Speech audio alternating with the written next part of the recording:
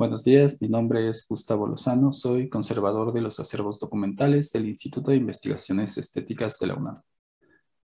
Agradezco a la Dirección de Patrimonio Documental de la Secretaría de Cultura de Puebla por la invitación a participar en esta clínica sobre gestión de riesgos en archivos y bibliotecas. Esta sesión lleva por título Preparación ante emergencias en acervos documentales. Yo hablaré de este tema y compartiré mi pantalla con la presentación.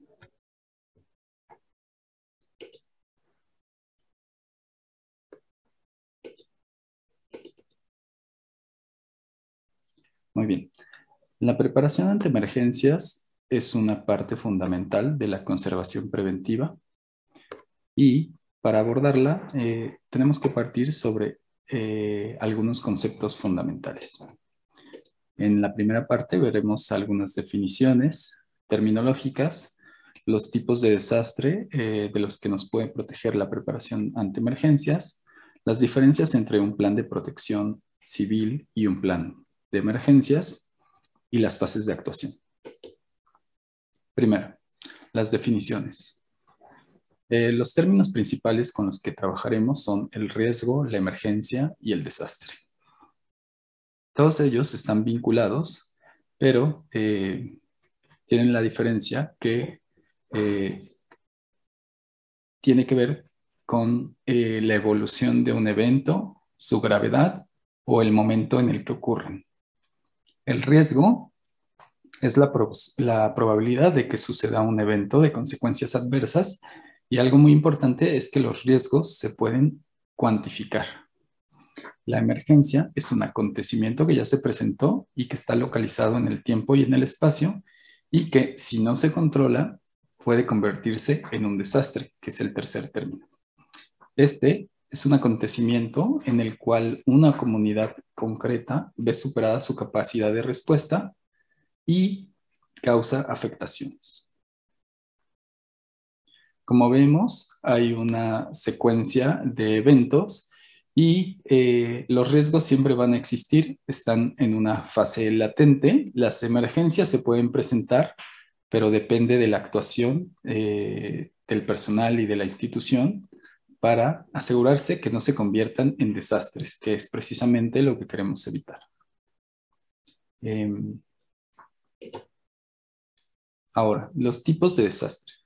Generalmente se clasifican en dos categorías, desastres naturales y desastres causados por humanos. En los naturales tenemos inundaciones, terremotos, incendios, tormentas, huracanes, erupciones volcánicas y otros que en nuestro país y en algunas regiones son menos comunes como tormentas de nieves, deslaves, avalanchas por lodo, tsunamis, marejadas. Además, tenemos los desastres de tipo o de causas humanas, como son los incendios provocados o los incendios por negligencia, por falta de mantenimiento, el vandalismo, los disturbios civiles, actos como guerras, bombardeos, ataques terroristas o el derrame de agentes químicos o biológicos. Ahora, el plan de protección civil y el plan de preparación ante emergencias son instrumentos muy relacionados, que muchas veces refuerzan las medidas que ayudan a la protección tanto de las personas como de los acervos. Es importante que al crear un plan de preparación ante emergencias para proteger los acervos, podamos basarnos en el trabajo que ya existe con un plan de protección civil. Particularmente si se trata de una institución o una organización de tamaño considerable, es probable que exista ya un plan de protección civil que puede ayudar mucho para que el trabajo del plan de preparación ante emergencias sea más ágil. Aquí cabe mencionar algo muy importante, que siempre las vidas humanas serán lo prioritario en un caso de emergencia o de desastre y los acervos tendrán un lugar secundario.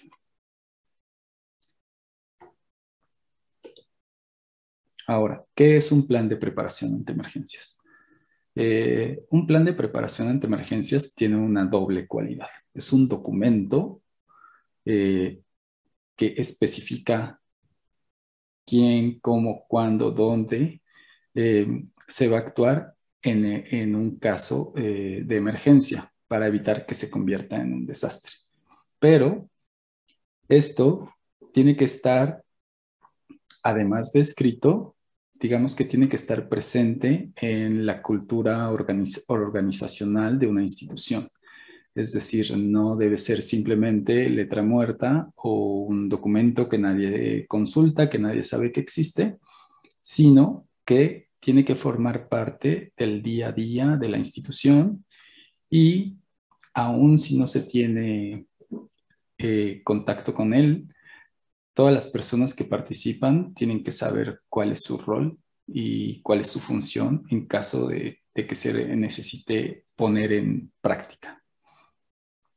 Algunas cosas que contiene un plan de emergencias es un directorio para ubicar a las personas que tienen que actuar y presentarse en la institución en caso de que se requiera.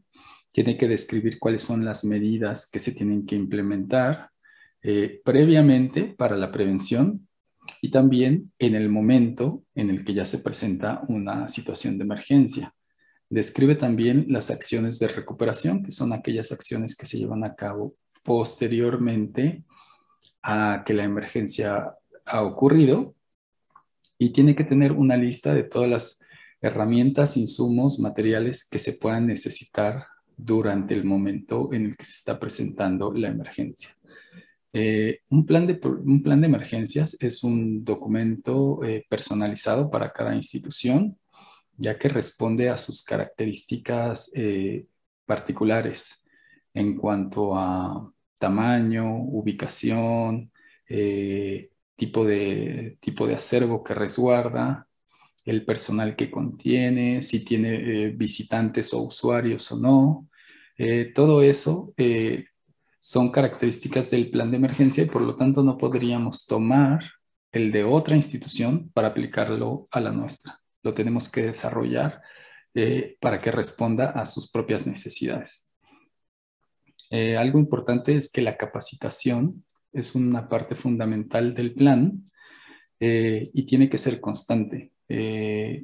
Las instituciones cambian, los acervos crecen y el personal varía y por lo tanto el plan tiene que responder también a todas esas adecuaciones. Finalmente, otro aspecto muy importante para hablar de este tema son las fases de actuación. En general se abordan tres fases que son la prevención, la respuesta y la recuperación y que se relacionan con la emergencia en el antes, durante y después. La prevención es todo aquello que podemos hacer antes, la respuesta es lo que se hace durante el momento en el que está presente la emergencia y la recuperación es todo aquello que viene después, una vez que el riesgo ha pasado, pero los daños han quedado. En la prevención lo más importante es identificar y cuantificar los riesgos y su posible impacto y preparar todas aquellas medidas que puedan ayudar a reducir o a mitigar estos posibles daños. Una parte importante de esta prevención es la capacitación del personal y su equipamiento para poder actuar en el momento que se requiera. La respuesta sobre todo coincide en la ejecución de todos esos protocolos que se han especificado, practicado y definido previamente. Y la recuperación es igual, ejecutar los protocolos, pero con el objetivo de volver a las condiciones normales de operación. Evaluar también las causas y la actuación que se tuvo con el objetivo de mejorar y evitar en el futuro que se vuelva a presentar una situación similar. En segundo lugar, tenemos a la etapa de la prevención.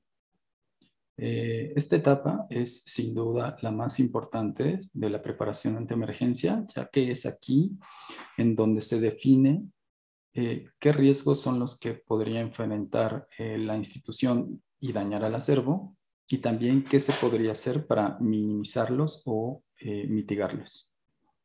Se compone de 6 etapas a grandes rasgos, que son identificar el riesgo, definir cuáles serían las prioridades de rescate, identificar e implementar medidas de prevención, eh, implementar equipamiento y el fortalecimiento de la planta física del inmueble, llevar a cabo acciones de capacitación para el personal y implementar el equipamiento para la fase siguiente, que es la fase de respuesta. Vamos a verlas detenidamente. La identificación del riesgo es el punto de partida de esta fase de prevención y consiste en identificar aquellos factores, tanto internos como externos, que pueden causar daños a nuestro acervo. También un ejercicio que haremos es imaginar cuáles son los factores que contribuyen o que ayudan a evitar el daño en el acervo y que están relacionados con el inmueble. En esta fase también algo muy importante es prever qué ocurriría y qué daños se presentarían en el acervo cuando se presentan los diferentes tipos de emergencias. Y finalmente, es necesario definir los criterios para establecer las prioridades de rescate en caso de que se tenga que actuar de manera inmediata. Ahora, para ubicar los riesgos tenemos que actuar de lo general a lo particular. Y partimos de un enfoque macro en el que se considera la ubicación de la institución o del inmueble en una región, en un país, en un continente. Y analizamos cuál es su clima, qué fenómenos naturales pueden ocurrir. Y todo esto está generalmente relacionado con su ubicación geográfica. Progresivamente nos vamos acercando a una escala más pequeña y identificamos características como, por ejemplo, la ubicación y las áreas colindantes, qué tipo de instalaciones son, qué funciones se llevan a cabo ahí, si existe algún riesgo relacionado con el almacenamiento de materiales combustibles, si existen canales, ríos, presas, si existen también, por ejemplo, inmuebles muy altos. Todas esas características nos ayudan a perfilar unos posibles riesgos.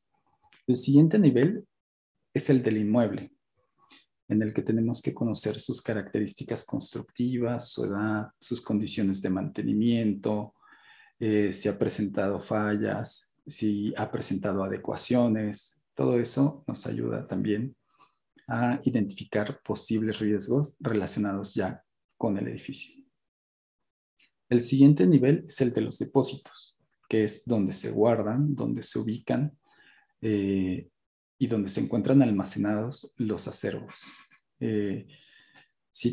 Tenemos que identificar si existen filtraciones de agua, si las instalaciones se encuentran en buen estado de conservación, si han tenido mantenimiento, si hay buena seguridad perimetral, si hay equipo de control de acceso, si hay circuitos cerrados de televisión, todas esas características del área de depósitos específicamente. El siguiente nivel es el nivel del mobiliario archivístico.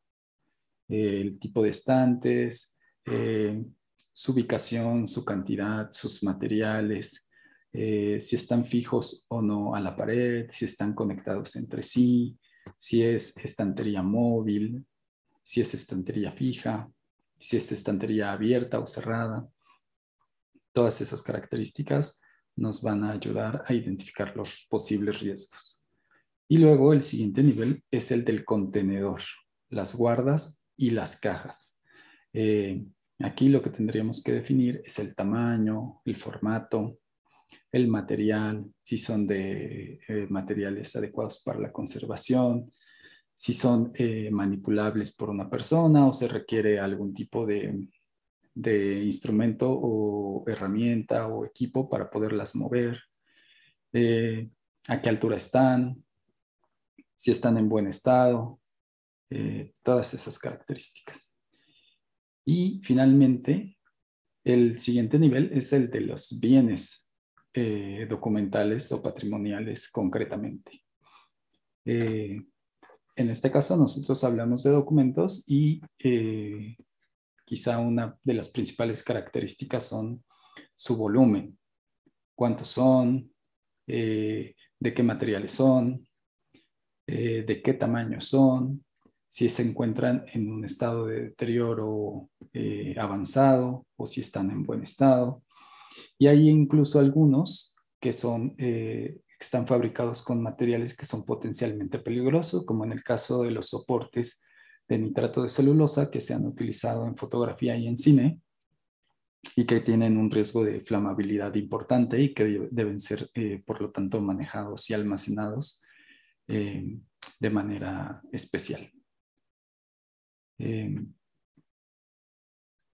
Ahora, en cuanto a la ubicación geográfica, que es el nivel más amplio, hay varios aspectos a considerar, como por ejemplo las temporadas de lluvia y cuál es su intensidad.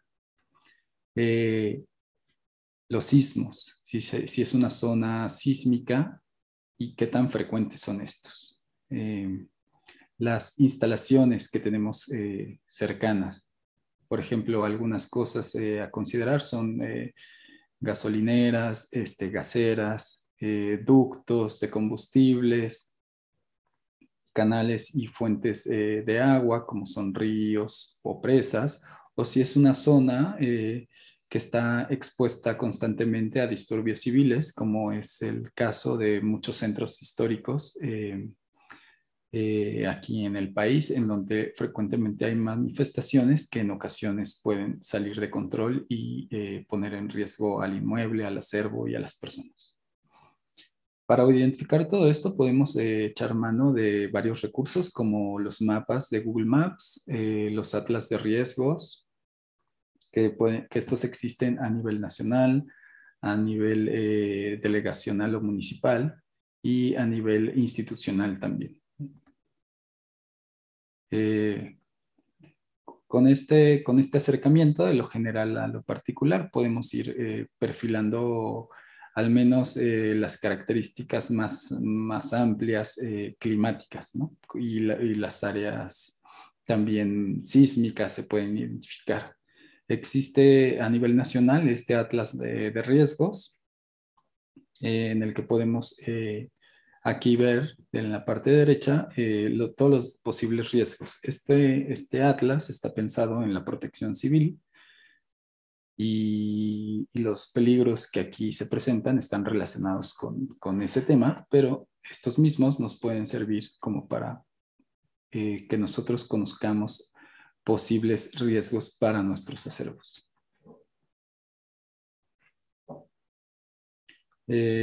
A nivel estatal o a nivel municipal existen también algunos otras fuentes de información que nos pueden ser útiles, como por ejemplo los mapas de zonas inundables o de zonas sísmicas y que nos pueden ayudar a conocer cuál es el grado de vulnerabilidad de una zona.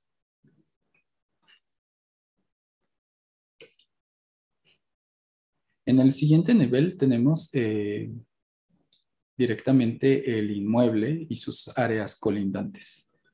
Sí, es muy útil contar con un plano que nos muestre la colindancia con otros predios, la ubicación de servicios de emergencia cercanos, de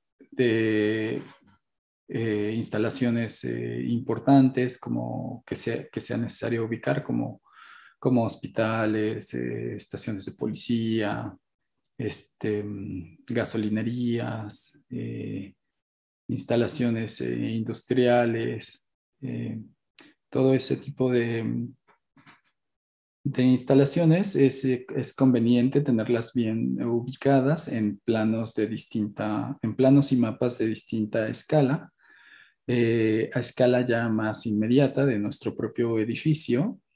Conviene una zonificación, tener clara cuál es la zonificación de las áreas, cuáles son las áreas públicas, cuáles son las áreas en las que las personas externas no tienen acceso, cuáles son las áreas de ingreso, las salidas de emergencia, las áreas que tienen ventanas hacia la calle y cuáles no, cuál es la cobertura de las cámaras, cuáles son las zonas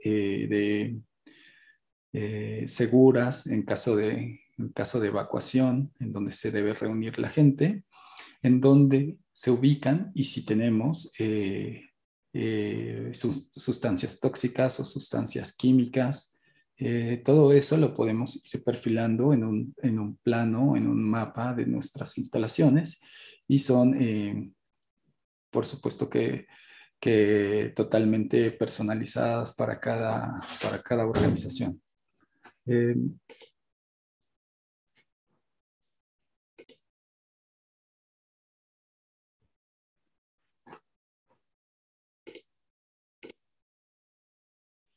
Ahora, un ejercicio muy útil es tratar de mirar a nuestros acervos como si fuera la primera vez. Eh, este es un ejercicio que nos permite identificar riesgos que probablemente existen, pero que nosotros nos hemos acostumbrado a que están ahí. Incluso, si es posible, invitar a una persona externa.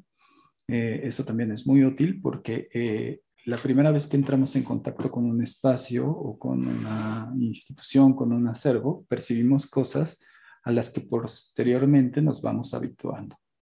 Eh, Nosotros en este ejercicio lo que queremos hacer es usar la imaginación para prever todo lo que podría pasar en caso de que se presentaran diferentes escenarios. Eh, Entonces, aquí se trata de cruzar, por un lado, los posibles riesgos a los que estamos expuestos con los acervos que tenemos y sus características particulares. Eh, si tenemos una biblioteca, si tenemos un museo, si tenemos una cinemateca, si tenemos un centro de datos, serán características distintas para cada uno de ellos. Y también si tenemos riesgos de desastres naturales o desastres causados por humanos, pues las consecuencias también serán distintas. Tenemos que prever los posibles escenarios y las consecuencias de cada uno de ellos en las diferentes áreas y acervos con los que contamos. De ese ejercicio lo que obtendremos será una lista de posibles consecuencias que nos va a ser útil en el momento de implementar acciones de prevención. Eh, Algo muy importante es el concepto de susceptibilidad. La susceptibilidad es la posibilidad de afectación de un material ante un riesgo concreto. En general, los materiales documentales, los documentos de archivo, están compuestos por materiales orgánicos, principalmente papel y algunos plásticos, algunos vidrios, que son muy susceptibles al daño por fuego, por agua, principalmente, y en menor medida por fuerzas físicas. El tipo de daños que puede presentar son de todo tipo, sobre todo físicos y biológicos, pero también químicos. Y quizá los más serios son los que se ocasionan por el fuego y por el agua. En esta imagen vemos una fotografía del incendio que ocurrió hace unos años en Brasil. Y lo que se muestra en esta imagen es un meteorito que se encontraba en ese museo y que ilustra que este meteorito no era susceptible a dañarse por el fuego.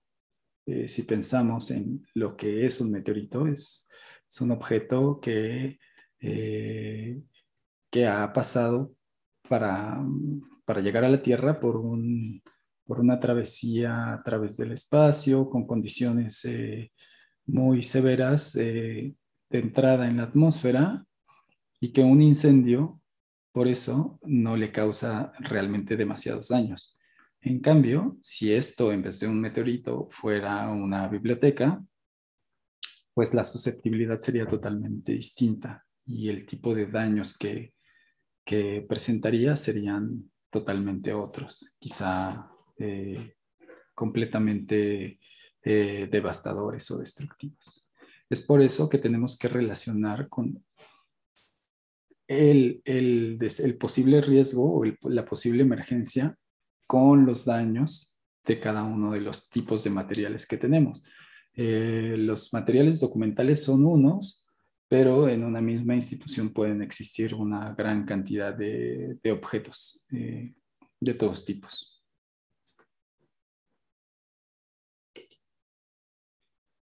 Ahora, otro punto importante de la prevención es la definición de las prioridades de rescate. Eh,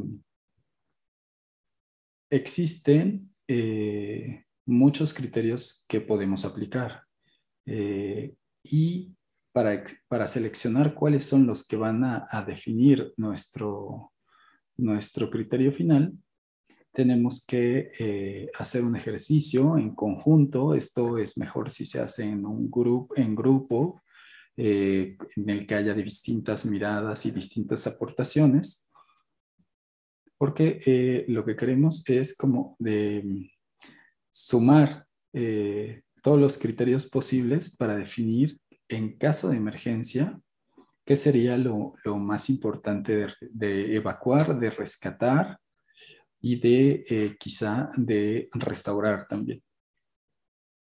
Es un ejercicio que puede costar mucho trabajo, ya que nosotros sabemos que todo lo que resguardamos es valioso, pero sin embargo es necesario y ayuda mucho a la planeación y a la gestión que viene posteriormente. Eh, algunos ejemplos de criterios son el valor histórico, por ejemplo, qué es lo más consultado, el valor económico, la integridad, es decir, qué tan completo es ese conjunto documental, si existen duplicados, como en el caso de algunas publicaciones, por ejemplo, o en el caso de algunas fotografías, es común que existan varias copias. ¿Qué tan concordante es con la misión institucional? Por supuesto, si es sustituible y muchos más, ¿no? Eh, Cada institución tiene que definir sus propios criterios y una vez que tiene claramente definidos cuáles son los criterios que va a aplicar, entonces puede identificar concretamente qué fondo, qué sección, qué colección es la que considera más importante. Y el paso siguiente es ubicarla, tenerlas claramente ubicadas para, en caso de que se requiera, poderlas resguardar y poner a salvo. Eh, Existen dos posibles criterios en este caso, que es reunir todo lo importante bajo un mismo espacio, en una misma estantería.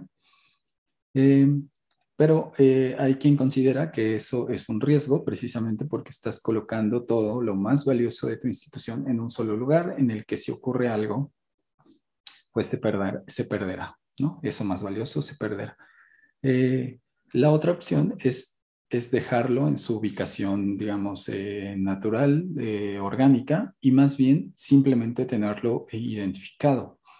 Esta identificación puede hacerse a través de un plano o de un mapa, o también puede identificarse directamente en los contenedores, aunque eso también hay personas que consideran que al identificar algo como muy importante, eh, se puede poner en riesgo su pérdida por algunas otras causas más de origen humano.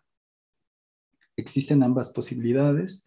Lo importante es que se sepa qué es lo más importante para que en caso de ser necesario se actúe y se pueda llegar a ellos, a estos materiales de manera ágil. Ahora, el siguiente paso es la implementación de medidas preventivas. Las medidas preventivas son sobre todo prácticas del personal que ayudan a eliminar riesgos y que ayuden a implementar acciones de respuesta si es necesario. Se diferencian del equipamiento en el que aplicar las medidas no requiere de una inversión en materiales o en herramientas considerable y más bien lo que se necesita es concientización y campañas de información. Eh, Estas medidas, muchas coinciden con las que se abordan en el Plan de Protección Civil y que ayudan a proteger tanto a las personas como a los acervos. Eh, es importante que estas medidas se apliquen por todo el personal para que sean efectivas y que de ser posible se asignen responsables para su implementación y periodos en los que deben observarse. Por supuesto que generalmente se trata de medidas que son continuas o permanentes, ya que las emergencias pueden presentarse en cualquier momento. Por ejemplo, algunas medidas que se pueden tomar es el registro de visitantes en los inmuebles, ¿no? Es común que exista un guardia de seguridad en las puertas de ingreso, pero no siempre se lleva a cabo el registro. Esa es una medida que puede implementarse y que en realidad no requiere tanto esfuerzo su cumplimiento, más bien es un hábito que se tiene que formar, ¿no? Eh, Otro tipo de medidas es, por ejemplo, los que tienen que ver con el ingreso de objetos ajenos a las actividades que se realizan en una institución, en un archivo, en una biblioteca, y que puede implementarse pues pidiendo al personal que deje sus pertenencias quizá en una área de casilleros. Eh, Otro muy importante es, por ejemplo, el seguimiento de los diferentes documentos cuando se trabajan al interior del archivo de la biblioteca. Es decir, lo que se busca es saber quién es responsable y dónde se encuentra cualquier documento en todo momento. Para esto se pueden utilizar bitácoras en las que se registre quién y cuándo eh, tomó o solicitó cierto material y que se asiente también ahí mismo cuando ha sido devuelto. Todo este tipo de medidas, como ya dije, tienen que ver con las acciones y los hábitos del personal. Pues conocemos los más comunes, como las áreas en las que no está permitido fumar, en las que no está permitido tomar alimentos. Eh, es muy importante que contemos con la participación de todo el personal para poderlas llevar a cabo. El equipamiento, en cambio, implica acciones e inversiones materiales. Algunas consisten en modificar el inmueble porque presenta características que son de riesgo, como por ejemplo la existencia de demasiadas puertas hacia el exterior o ventanas que no cuentan con protección, ese tipo de cosas, que la forma de corregirlas es haciendo alguna modificación directa al inmueble. También se pueden considerar en esta categoría el equipamiento para la prevención. Lo más común son, por ejemplo, los extintores, las alarmas de presencia, las cámaras de circuito cerrado, los controles de acceso y también los insumos que se necesitarían en caso de que se presente una emergencia. Eh, para esto también es útil establecer directorios de proveedores que puedan necesitarse en el momento que se presenta una emergencia y establecer bitácoras de mantenimiento para garantizar que este se esté llevando a cabo en tiempo y forma. Eh, En las zonas sísmicas, las alarmas sísmicas son una parte importante del equipamiento. Ayudan mucho a actuar con anticipación, aunque sea de algunos segundos. Y bueno, si existe eso en la ubicación donde nos encontramos, es siempre muy bueno contar con ellas. Otra muy importante es la detección y la extinción de incendios. Existen equipos automatizados que pueden realizar esta función y que ayudan a proteger los acervos que se encuentran en el área de depósitos. Existen también, por ejemplo, registradores que pueden detectar una inundación y que son capaces de emitir alertas remotas en caso de que no se encuentre alguien presente en la zona afectada. Otros equipos son, por ejemplo, las lámparas de emergencia, que en caso de un corte de energía eléctrica se encienden para poder hacer una evacuación o eh, para poder averiguar qué es lo que ocurre. También un carro para movilizar la colección en las diferentes áreas es un equipo muy importante con el que se debe de contar. Eh, También para coordinar a los equipos se necesita quizá contar con un altavoz. Eh, la señalización entraría en este rubro y es parte muy importante también del equipamiento. Eh, el monitoreo remoto de las condiciones ambientales es una posible también herramienta útil en este rubro.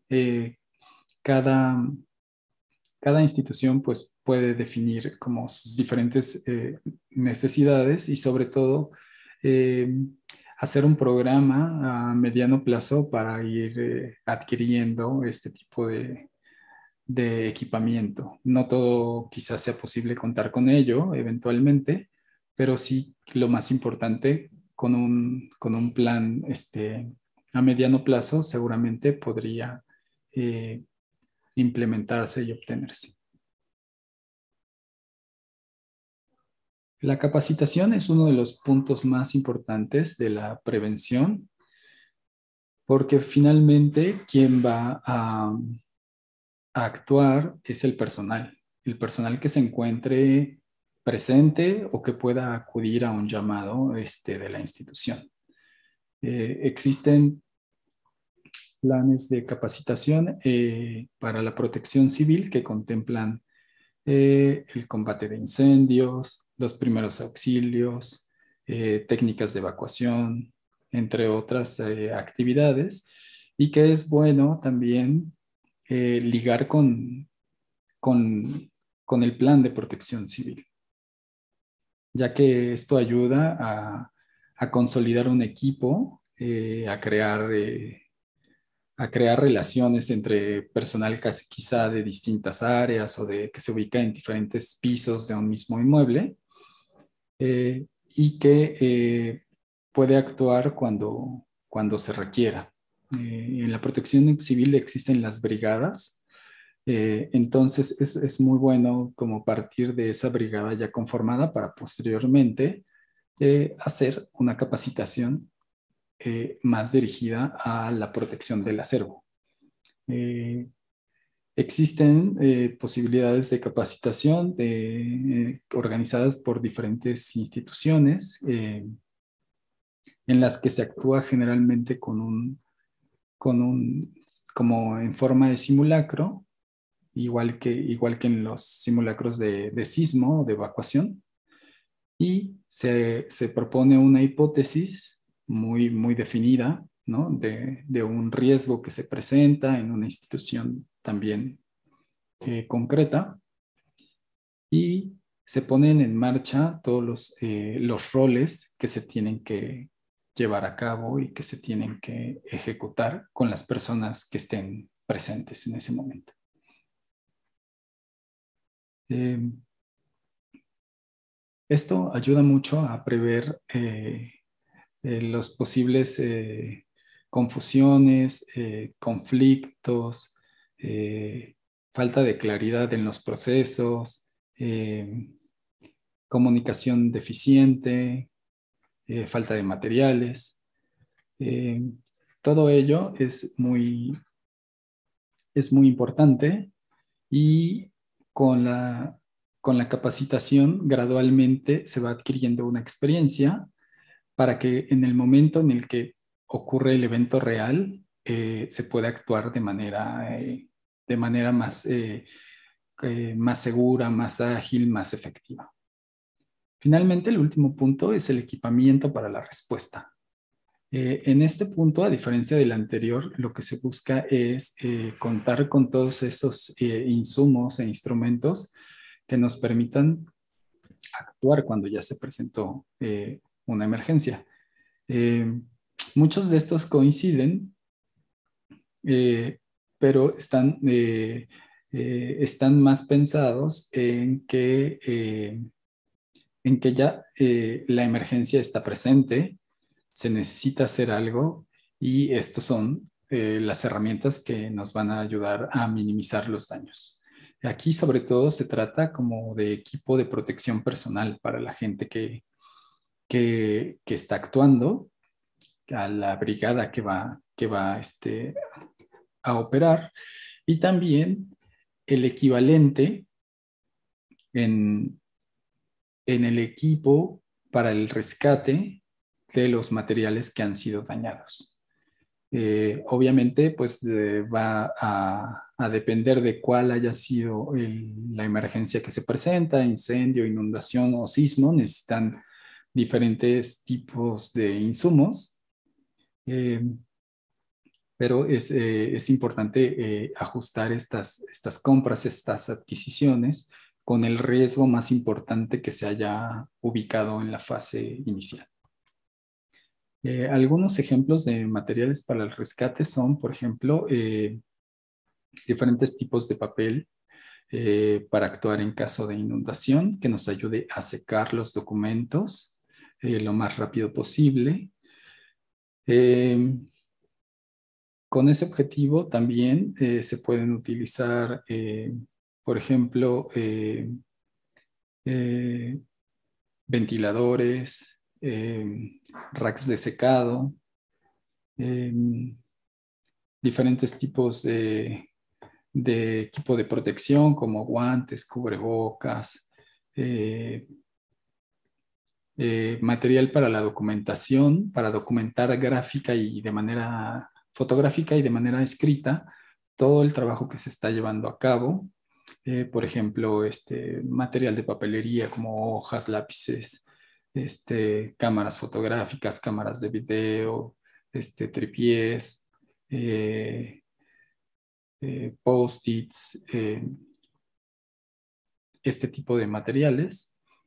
Y También algo muy importante que se aplica frecuentemente es el uso de cintas o cuerdas de plástico en los cuales se pueden colgar por medio de pinzas algunos tipos de documentos que se encuentran ligeramente húmedos, pero que pueden resistir el propio peso que van a sostener.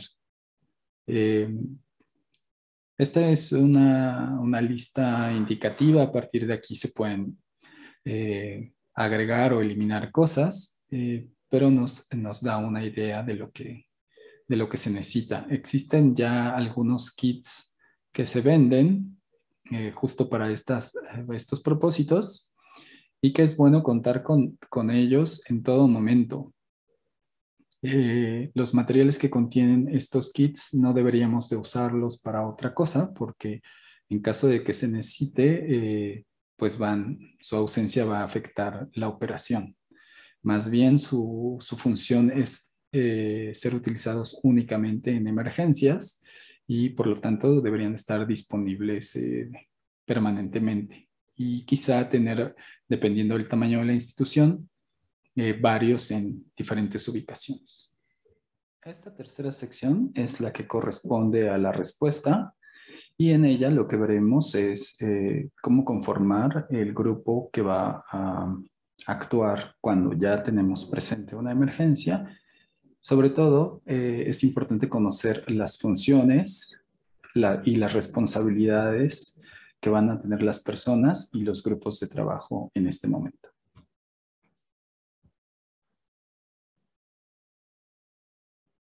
El propósito de esta fase es identificar y ubicar el incidente, activar el plan que se tenga definido de manera previa, establecer la comunicación y los roles que se van a llevar a cabo, instalar una zona de seguridad donde se van a trasladar los materiales que requieran ser retirados de las áreas afectadas, evacuar aquellos bienes que identificamos como prioritarios y implementar las acciones de rescate específicas para los materiales y el riesgo o la emergencia que se haya presentado.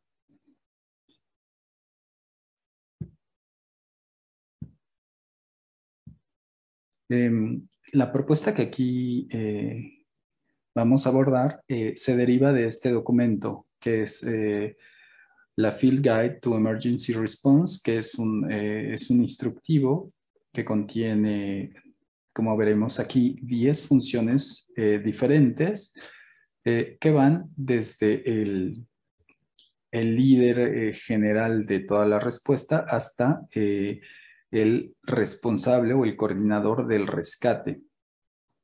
Y tiene diversas funciones que es importante llevar a cabo.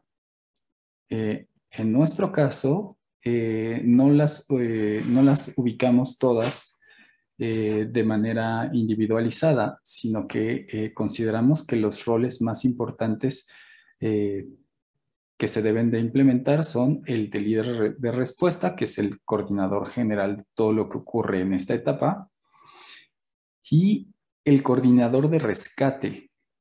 Respuesta y rescate son dos conceptos diferentes. El propósito real es rescatar los documentos afectados o los documentos que están en riesgo durante la emergencia. Y estas otras 5 funciones son de apoyo para el rescate. Entonces tenemos una persona que se encarga de todo lo responsable a salud y seguridad, otro que se encarga de los insumos, otro que se encarga de la evaluación de la situación y otro que se encarga de la documentación de lo que está ocurriendo. Y dependiendo del acervo y del tipo de emergencia del que se trata, se pueden tener equipos especializados en diferentes formatos o tipos de documentos. Por ejemplo, en este simulacro que se llevó a cabo hace unos años, había un equipo especializado en medios digitales, otro en medios magnéticos, otro en fotografías, otro en publicaciones impresas como libros y revistas y otro en documentos textuales de gran formato. Eh, Cada institución, dependiendo de sus características, tiene que definir un organigrama más o menos parecido a este, pero estas son las funciones que consideramos más importantes. Vamos a verlas detenidamente. El líder del equipo de respuesta, pues es la persona que define la dirección en la que se va a mover todo el equipo, todo el grupo de personas. Sus tareas son coordinar las acciones de respuesta, ir resolviendo los problemas conforme se vayan presentando, definir prioridades y sobre todo establecer una comunicación con el equipo de trabajo. Sus acciones son establecer un centro de control, que va a ser el lugar desde donde se tomen decisiones y se den indicaciones. Se van a definir también los objetivos y el plan de acción. Se van a asignar los roles y las tareas. Y bueno, algo muy importante que también le corresponde a este líder es supervisar la moral y el bienestar del equipo de trabajo, ya que muchas veces estas operaciones son muy prolongadas, duran varias horas o incluso varios días o semanas, y es importante sostener el trabajo continuo. Y para ello, bueno, el bienestar del equipo que está trabajando es muy importante. Y finalmente, otra acción que se lleva a cabo en este rol es el de asignar recursos y personal a las áreas que lo necesitan. Eh, el siguiente rol es el de coordinador de salud y seguridad, que su objetivo es muy acotado y se trata de brindar condiciones seguras para el trabajo de rescate que realice otro equipo y garantizar su salud. Como dijimos al principio, lo principal en este tipo de eventos es el bienestar y la salud de las personas y posteriormente de los documentos y de los bienes patrimoniales. Pero para ello, para que se pueda tener un buen rescate de los documentos, es importante cuidar la salud del personal. Lo que le corresponde a este coordinador es establecer un puesto de primeros auxilios en caso de que eso se requiera y proporcionar el equipo de seguridad personal, de protección y seguridad personal a las personas que participan en esta tarea de rescate. También debe programar y asegurarse que se tomen descansos periódicamente. En caso de que se requiera también apoyo externo especializado para el retiro de materiales peligrosos, cortantes o explosivos, irritantes, o que esté ya con alguna presencia de microorganismos. Existe otro coordinador que es el de insumos y equipo, y su objetivo es brindar las herramientas y los insumos necesarios para que se pueda llevar a cabo la tarea de rescate. Otro de sus objetivos importantes es garantizar que el trabajo pueda continuar y que no se vea interrumpido por la falta de insumos. Las acciones que debe llevar a cabo es ser creativo con lo que tiene. Es decir, tampoco es posible detener las acciones de rescate porque no se cuenta con un material específico, una herramienta específica, y más bien se tendría que improvisar y solucionar la situación con lo que se tenga a la mano. Pero es importante mantener un monitoreo permanente de las necesidades que se tengan a lo largo del rescate para posteriormente, en caso de que sea necesario, solicitar un préstamo de equipos especializados o de otro tipo de insumos. Esta persona también será responsable de establecer la comunicación con los proveedores especializados de estas herramientas y equipos y en caso de que se requieran adquirir nuevos insumos. El equipo de evaluación tiene por objetivo documentar y recopilar información para cuantificar el tipo y la dimensión de los daños, tanto en el inmueble como en la colección. Esto lo que va a permitir es tomar decisiones sobre las acciones que se tienen que implementar, eh, y esto lo realiza el líder general de la respuesta. Las acciones que tiene que llevar a cabo este coordinador dependen mucho de la magnitud y el tipo de evento que se presente, pero algunas categorías de lo que tendría que realizarse es identificar cuáles son los bienes que están en peligro inmediato, cuáles son los bienes más valiosos que están expuestos a un daño, cuáles son los más vulnerables, cuáles son los que ya se han dañado más, cuáles son los que no se han dañado y cuáles son los tipos de materiales afectados y su sensibilidad, ya sea al agua, al fuego o a los diferentes tipos de riesgos a los que en ese momento estén expuestos. El equipo de documentación tiene por objetivo precisamente documentar las afectaciones a las colecciones, pero también las acciones que se están llevando a cabo para su rescate. Esto es muy importante porque va a servir para establecer prioridades y posteriormente para revisar el desempeño del equipo y el funcionamiento del plan. Algunas acciones son documentar de manera gráfica y textual qué tipo de bienes fueron afectados. Si se puede, documentar su número de catálogo de inventario, su ubicación, la condición en la que se encuentra y la magnitud del daño que presentan. Ahora, sobre las acciones que se están llevando a cabo, es muy importante sobre todo documentar los traslados, es decir, dónde estaba originalmente ese material y hacia dónde se llevó. Eso es muy importante para posteriormente poder restituir y colocar nuevamente en su lugar de origen todos los documentos que han tenido que ser movidos de un lugar a otro. También algo que se debe registrar es las condiciones y la ubicación de las áreas temporales de trabajo y también las técnicas que se están aplicando para el rescate de los materiales, dependiendo si el daño fue por fuego, agua o fuerzas físicas o alguna otra emergencia. Ahora, propiamente las tareas de rescate tienen por objetivo rescatar los ítems dañados de esas zonas que fueron afectadas y proteger a aquellos que se encuentran en riesgo.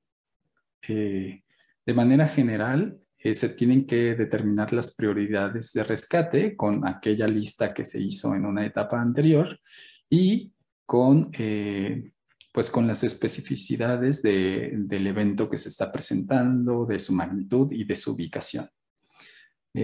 También se tiene que definir la cantidad de personas que se requieren para aplicar las técnicas de rescate y si eso se puede resolver de manera interna con el personal de la institución o si se requiere apoyo externo especializado.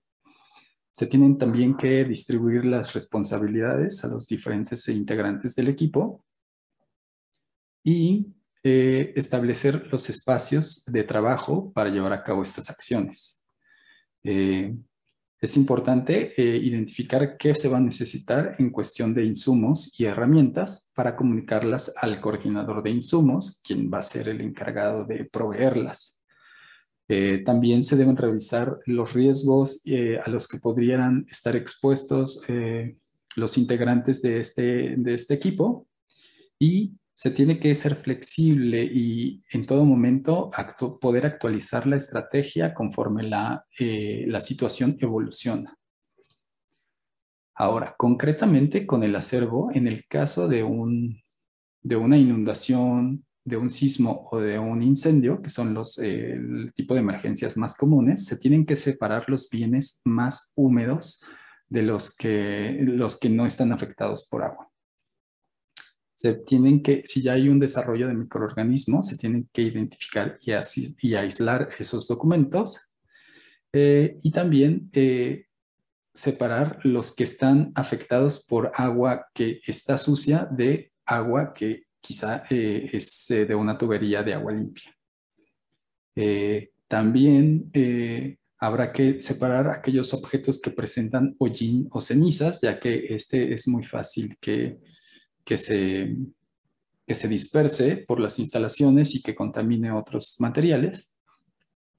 Y también separar aquellos que son más sensibles o más frágiles, como por ejemplo los documentos fotográficos, los papeles recubiertos como el papel cuché o los documentos con tintas solubles como las acuarelas o otro tipo de tintas. Y en general, pues se tienen que coordinar las técnicas de rescate dependiendo de la emergencia y las más comunes son la limpieza, el secado o el embalaje, dependiendo del tipo de objeto y de daño que se presente. Eh, en esta gráfica vemos que los diferentes roles que se presentan tienen momentos de actuación diferentes a lo largo del evento.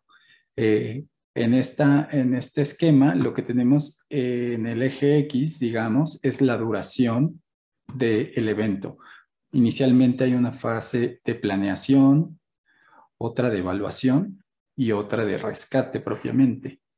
Y los diferentes roles van a actuar en diferentes momentos. Por ejemplo, el de rescate, el coordinador de rescate va a actuar pues propiamente en la fase de rescate, no tanto en la de planeación y en la de evaluación.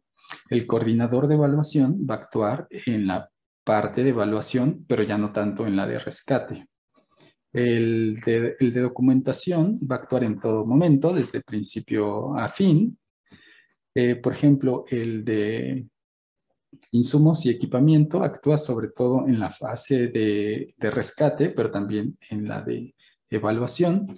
Y de esa manera veremos que en diferentes momentos se requiere mm, la intervención de diferentes especialistas o de diferentes roles o funciones.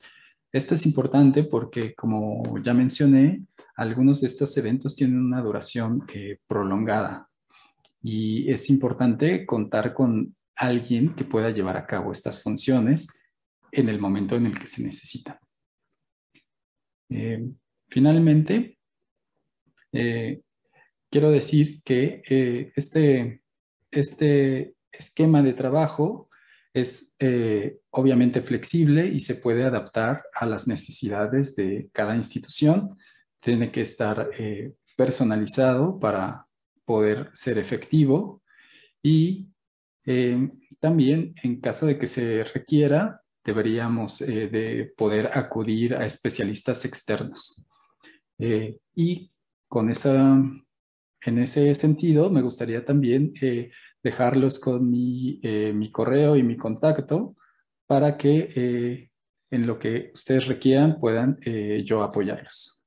Muchas gracias.